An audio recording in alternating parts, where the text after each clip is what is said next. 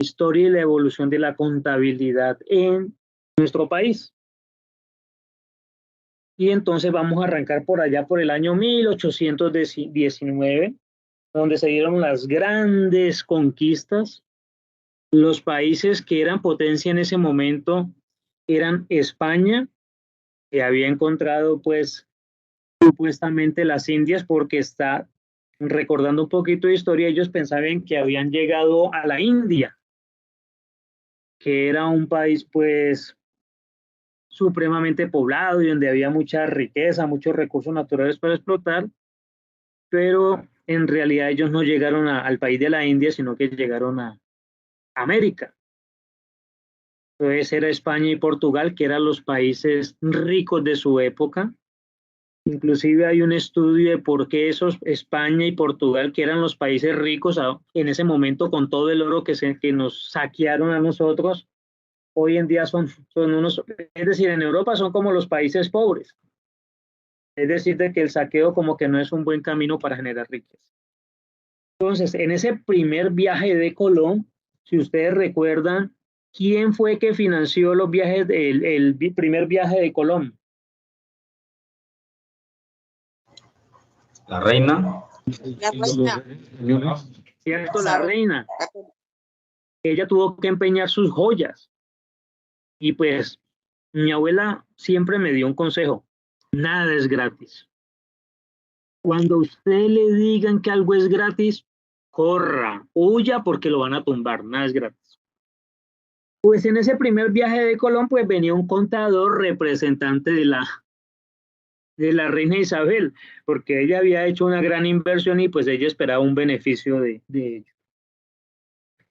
También había un lugarteniente de los contadores mayores de Castilla, es decir, había un funcionario de la corona española cuyo fin principal era ejercer todo ese control de esos ingresos y egresos de esas misiones de Colón. Es decir, uno, para que él no se fuera a malgastar los recursos en algo diferente a lo que era la misión, a lo que era el objetivo. Y aquí traigo a colación algo de que es como una recomendación profesional. Uno muchas veces se desvía del objetivo y entonces uno a veces en el camino se deja conquistar por otras cosas, se deja llevar por otras situaciones y pierde de vista el objetivo. Eso es lo que dicen que es un fanático.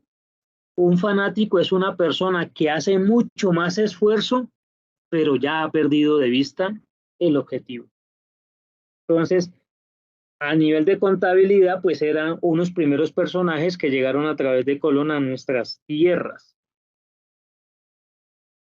En ese año 1819, en la época de la conquista, pues había una estructura administrativa de la corona en esas colonias españolas.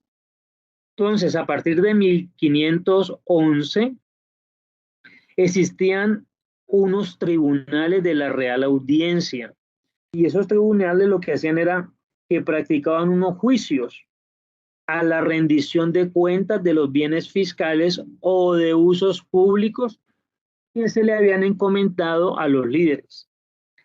En 1524 se creó el Supremo Consejo de Indias, que reemplazaba esos tribunales de la Real Audiencia y tenía funciones legislativas, ejecutivas y judiciales. En otras palabras, ¿qué sería eso?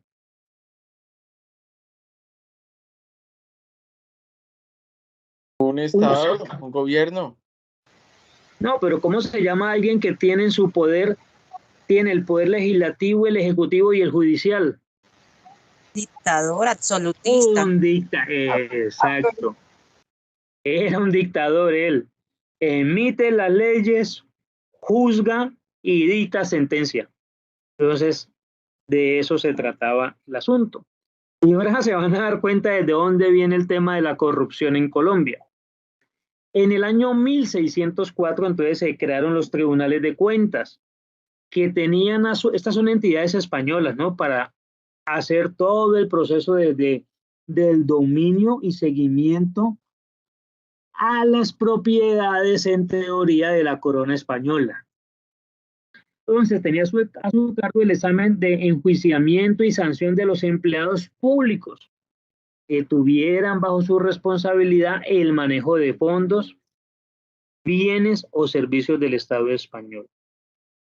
El primero de estos tribunales de cuentas se creó en Santa Fe de Bogotá a través de una ordenanza del rey Felipe III. Posteriormente, pues como creció tanto esas colonias, entonces hubo un proceso de descentralización. Entre el año 1819 y 1824, pues ahí apareció la Gran Colombia. Y entonces el primer presidente fue el libertador Simón Bolívar.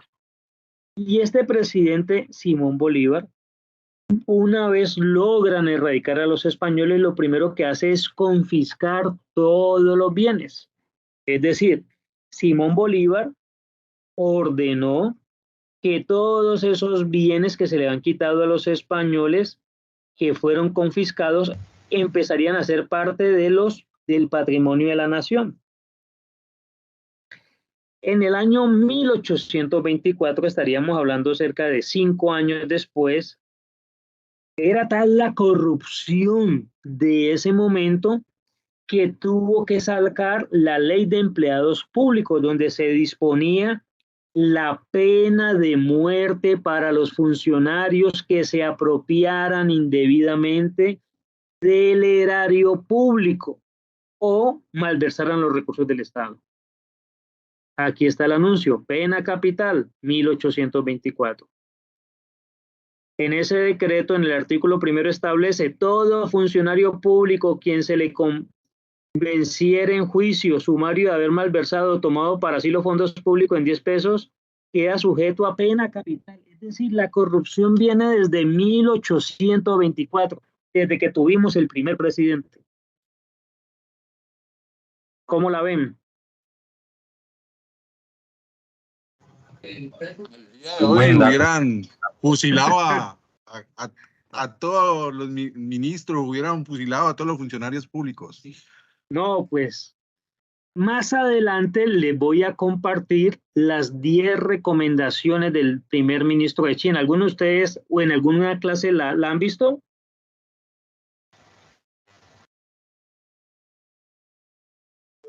¿La qué? 10 recomendaciones del primer ministro de China para los países subdesarrollados como nosotros. ¿Qué deberíamos hacer? Recuérdenme mañana. Fusilar a todos los corruptos, como hace China comunista. Y yo creo que en Colombia y en México tendrían que fusilar a todos los funcionarios del Estado. Déjenme ahí. Mañana, por favor, no me dejen olvidar. Les comparto que de verdad es una increíble reflexión. Parece que ese señor nos conociera más que nosotros mismos. Seguimos. Apareció la gran reforma constitucional de 1886, que fue la reforma, ¿es la constitución de quién? Señores colombianos. De Núñez. ¿Y cómo llamaban Núñez? Rafael Núñez. Rafael Núñez. Y en esa constitución se creó el Ministerio de Hacienda. Se creó el Departamento de Contabilidad y Bienes Nacionales.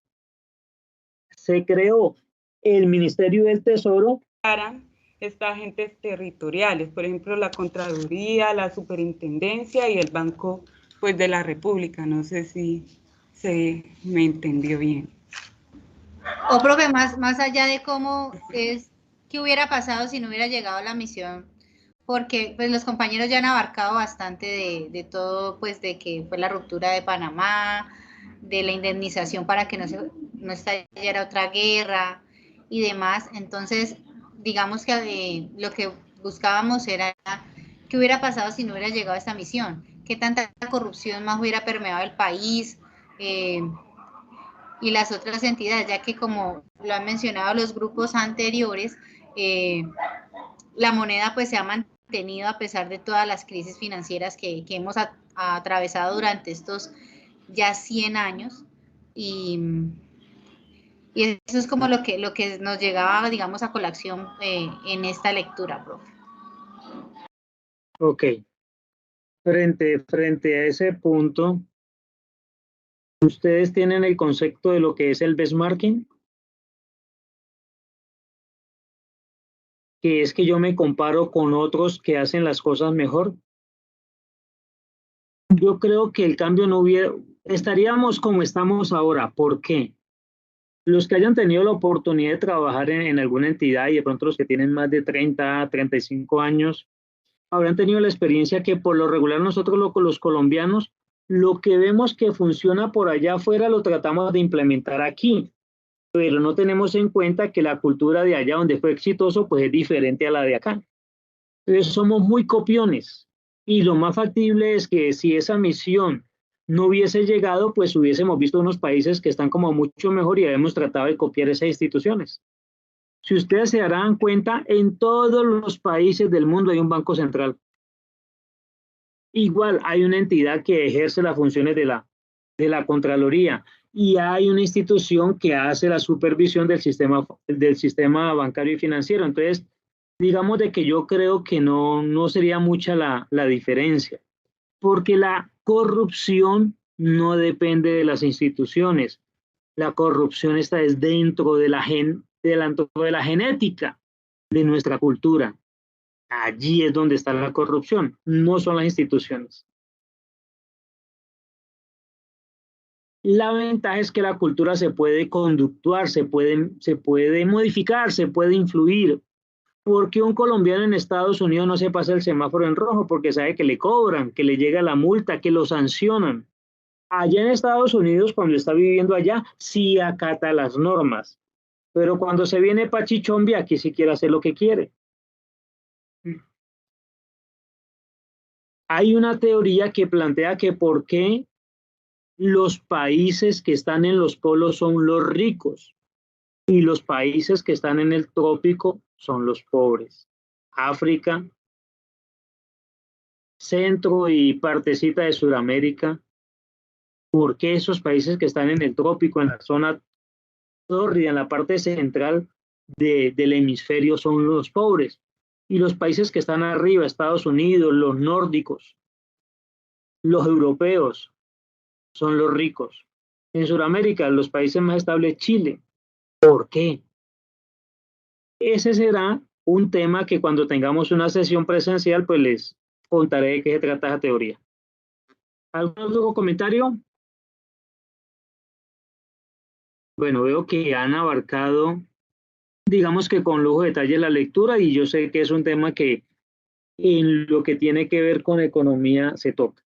Voy a hacer el cierre entonces de la sesión de hoy, pues hablando que este señor pues tuvo un gran aporte, no lo podemos negar. Gracias a su injerencia se creó el Banco de la República, que ejerce una buena función, la Superintendencia de Sociedades y la Superintendencia Financiera, que a veces esas superintendencias se inclinan hacia los dueños de los grandes capitales. También la Contraloría, y a veces llega tarde, como cuando le toca a uno en los exámenes, que llega tarde, pero pues digamos de que ahí está, al menos asusta. No hay nada más petrificante para una entidad que decirle que llegó la Contraloría General de la República. Eso asusta a cualquiera. Hay tres cartas que uno nunca quisiera recibir. Una de la Contraloría, otra de la DIAN y otra de la Fiscalía. Cuando usted le llegue a su correo de esas tres entidades, la gente, como dice una película, huye por tu vida, ninja. Entonces digamos de que eso es importante en esta misión. Decir que con la ley 42 de 1923 se creó la Contraloría General de la República. Y en el artículo 6 entonces establece que el Contralor General iba a tener una competencia y tenía una injerencia en los métodos de contabilidad, el Contralor. Y en el artículo 10 se menciona que ese Contralor iba a llevar las cuentas generales de la nación. Posteriormente, en el decreto 911 de 1932, que reglamentó esta ley 42, se preceptúa que el Departamento de Contraloría será una oficina de contabilidad y control fiscal. Es decir, esa primera génesis de la contabilidad a nivel nacional tenía un objetivo más de control fiscal que como tal de un ejercicio de contabilidad. Luego apareció en el año 1991 la Constitución Política. Y esa Constitución Política en el artículo 354 establece, crea el cargo de contador. Mire que esto salió al revés. Debieron de haber creado primero la contaduría y luego el cargo de contador. Ahora aquí primero crean el cargo de contador y luego le crean la entidad. Entonces la Constitución creó el cargo de contador, que era el que iba a llevar la contabilidad general de la nación, y se repartieron las cargas. La contabilidad quedaba a cargo del contador, pero el presupuesto iba a quedar a cargo de la Contraloría. Ahí se separan las dos vertientes. Con la ley 298 de 1996, entonces se crea la contaduría, se crea la entidad. Primero se creó el cargo y luego la entidad. Es con esta ley que les estoy mencionando. Y entonces en el artículo primero de esa ley establece que la Contaduría General de la Nación va a quedar a cargo pues del contador general. Era obvio.